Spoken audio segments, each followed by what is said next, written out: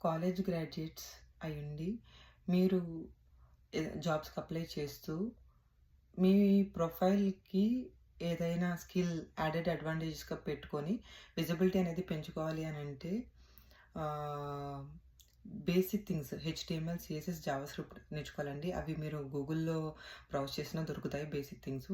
Apart from that Angular కానీ, React కానీ ఏదైనా ఈ రెండిట్లో ఒక యాంగ్లర్ ఫ్రేమ్‌వర్క్ కానీ, రియాక్ట్ లైబ్రరీ గాని నేర్చుకుంటే మీకు కొంచెం యాడెడ్ అడ్వాంటేజ్ లా ఉంటుంది.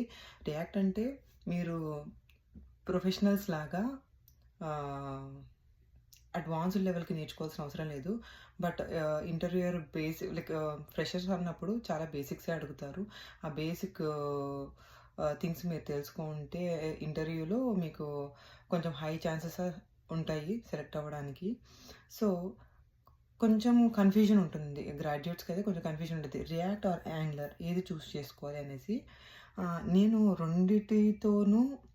రెండిట్లోనూ వర్క్ చేశాను. నాకు యాస్ ఎక్స్‌పీరియన్స్‌డ్ పర్సన్‌గా I feel React is more easier than Angular. Because నేర్చుకునే దానికి చాలా తక్కువ కాన్సెప్ట్స్ ఉంటాయి. అండ్ కోడ్ అనేది ఆల్మోస్ట్ జావా స్క్రిప్ట్ లాగే ఉంటుంది. JavaScript and HTML mix ఉంటుంది. సో, మనం already HTML and JavaScript basic తెలుసు కాబట్టి, సో, రియాక్ట్‌తో ఒక చిన్న స్మాల్ ప్రాజెక్ట్‌ని మన ChatGPT help or Google React official documentation help తీసుకొని ఈజీగా బిల్డ్ చేయొచ్చు. ఒక స్మాల్ ప్రాజెక్ట్‌ని మీరెప్పుడైతే లైన్ బై లైన్ కోడ్ చేస్తూ బిల్డ్ చేయగలుగుతారో మీకు ఆటోమేటిక్‌గా కాన్ఫిడెన్స్ అనేది బిల్డ్ అయితుంది.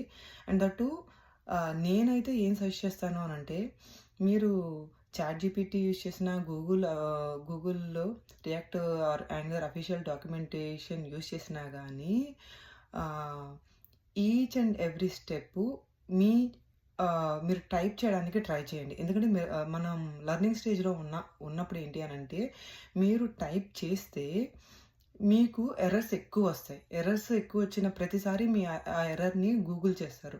గూగుల్ చేస్తే దాన్ని మీరు ఆ ఎర్రర్‌ని ఫస్ట్ మీరు ఆ ఎర్రర్‌ని చదువుతారు. చదివిన దాన్ని అర్థం చేసుకునే దానికి ప్రయత్నిస్తారు. ఇన్ కేస్ అర్థం కాకపోతే గూగుల్‌లో దాన్నేమంటారు బగ్‌ని ఎలా సాల్వ్ చేయాలి? ఆ ఎర్రర్‌ని బేసిక్‌గా ఎలా రిజాల్వ్ చేయాలి అనేది మీకు తెలుస్తుంది. ఇది అనేది మీకు బాగా ఎక్స్‌పీరియన్స్‌ని పెంచుతుందనమాట. And that the more errors you get the more perfect you'll get into code అనమాట.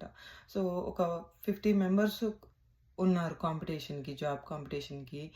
సో, మీరు ఈ ఓన్‌గా కోడ్ రాయడం వల్ల ఈవెన్ స్మాల్ ప్రాజెక్ట్ అయినా పర్లేదు, బేసిక్ ఇంప్లిమెంట్ చేసినా పర్లేదు. బట్ ఈ కోడ్ ఓన్‌గా రాయడం వల్ల ఒక కాన్ఫిడెన్స్ వచ్చి మీరు చెప్పే సమాధానం అనేది లైక్ 2x 2x గ్రోత్‌లో కనిపిస్తుంది బేసికల్లీ. సో, మీరు రియాక్ట్ ఆర్ యాంగులర్ ఏదైనా ఒక స్మాల్ ప్రాజెక్ట్ క్రియేట్ చేసుకొని డాక్యుమెంటేషన్ చూస్తూనే మీరేం చూడకుండా రాయబడలేదు. డాక్యుమెంటేషన్ చూస్తూనే అక్కడి నుంచి కోడు గుర్తుపెట్టుకోవడం, లేకుండా ఉంటే మేబీ కోడ్ ఆహ్, ఒక రిఫరెన్స్‌గా తీసుకొని మీకు code editor like visual studio editor కానీ, లేదు అనంటే ఇంకా ఏదైనా ఎడిటర్లు అవైలబుల్ ఉంటే నోట్‌ప్యాడ్‌లో కూడా మీరు చేయొచ్చు. ప్రాబ్లమే లేదు. సో, ఆ ఎడిటర్ ఏదైనా తీసుకొనేసి కోడ్‌ని పేస్ట్ చేసి దాన్ని కొంచెం కమెంట్ ఔట్ చేసి ఫ్యూ లైన్స్ కిందకి పెట్టేసి, ఆ కోడ్ చూడకుండా పైన రాయడానికి చూడండి. ఇలా లైన్ బై లైన్ రాసుకుంటూ ఎర్రర్స్‌ని రిజాల్వ్ చేసుకుంటూ మీరు ఒక స్మాల్ ప్రాజెక్ట్ అంటే like maybe 3-4 or 5 days spend చేస్తే ఒక ప్రాజెక్ట్ క్రియేట్ అయిపోతుంది. సో, ఆ ప్రాజెక్ట్‌ని క్రియేట్ చేస్తే మీకు కాన్ఫిడెన్స్ వచ్చి మీరు ఇంటర్వ్యూలో చాలా మంచిగా ఆన్సర్ చేయగలుగుతారు. React or Angular as I said React or Angular మీరు లైక్ ఈజీగా చూజ్ చేసుకోవాలంటే రియాక్ట్. కొంచెం కష్టమైనా పర్లేదు.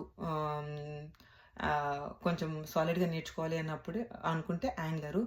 ఈ రెండే ఫస్టు నా సజెషన్ అయితే ఈ రెండే ఫస్ట్ చూజ్ చేసుకోండి. ఇది వచ్చి బాగా దీంట్లో కాన్సెప్ట్స్ అన్నీ ఇన్ డెప్త్‌గా ఫ్రెషర్ లెవెల్ దాటి, మిడ్ లెవెల్‌కి దాటి, ఆ తర్వాత సీనియర్ లెవెల్, ఆ తర్వాత దాటిన తర్వాత మీరు ఫ్రెషర్‌గా ఉండే సీనియర్ లెవెల్ కూడా దాటింది అనుకుంటే, అప్పుడు మాత్రమే రియాక్ట్ నేటివ్ నేర్చుకోవడము, నెక్స్ట్ జేఎస్ నేర్చుకోవడము, లేకపోతే వ్యూ జేఎస్ నేర్చుకోవడము చేస్తే మంచిదని నా ఉద్దేశము. ఎందుకంటే రియాక్ట్ నేర్చుకుంటే అది బేస్ అనమాట. రియాక్ట్ నేటివ్ కన్నా నెక్స్ట్ జేఎస్ కన్నా పెద్ద డిఫరెన్స్ ఏమి ఉండదు. అలా కాకుండా వేరే వేరే వాటికి వెళ్ళి బ్యాక్ బ్యాక్ ఫ్లిప్ అవ్వడం కంటే బేసిక్ థింగ్ నేర్చుకొని అప్ స్కిల్ అవ్వడం బెటర్ అని నా ఉద్దేశం. మీకు ఆహ్, ఏదైనా డౌట్స్ కానీ, లేకపోతే మీరు ఇంకా ఏదైనా ఎక్స్‌ప్లనేషన్ గానీ కావాలనుకుంటే మీరు కామెంట్ చేయండి. నేను దానికి నెక్స్ట్ వీడియోలో ఆన్సర్స్ ఇస్తాను. మీకు ఫ్రంట్ ఎండ్ డెవలప్‌మెంట్‌లో కంప్లీట్ రోడ్ మ్యాప్ కావాలి అంటే ఇక్కడ కింద నా ఈమెయిల్ ఐడీ ఇస్తాను. ఈమెయిల్ ఐడీకి నాకు మెయిల్ చేస్తే మీరు మిడ్ ప్రొఫెషనల్స్ అయినా basically I'm targeting women IT professionals అండి. సో, ఎవరికైనా ఫ్రంట్ ఎండ్ డెవలప్‌మెంట్‌లో ఇంట్రెస్ట్ ఉంది, లేకపోతే ఫుల్ స్టాక్ డెవలప్‌మెంట్‌లో ఇంట్రెస్ట్ ఉంది. Code to cloud application build చేయాలనుకుంటున్నారు. So, I'm giving my email ID down below the what to say this video. So you can just email me. I'll respond to your email. And then if you want any career roadmap to learn front end or full stack, please let me know. I can do that. So thank you so much.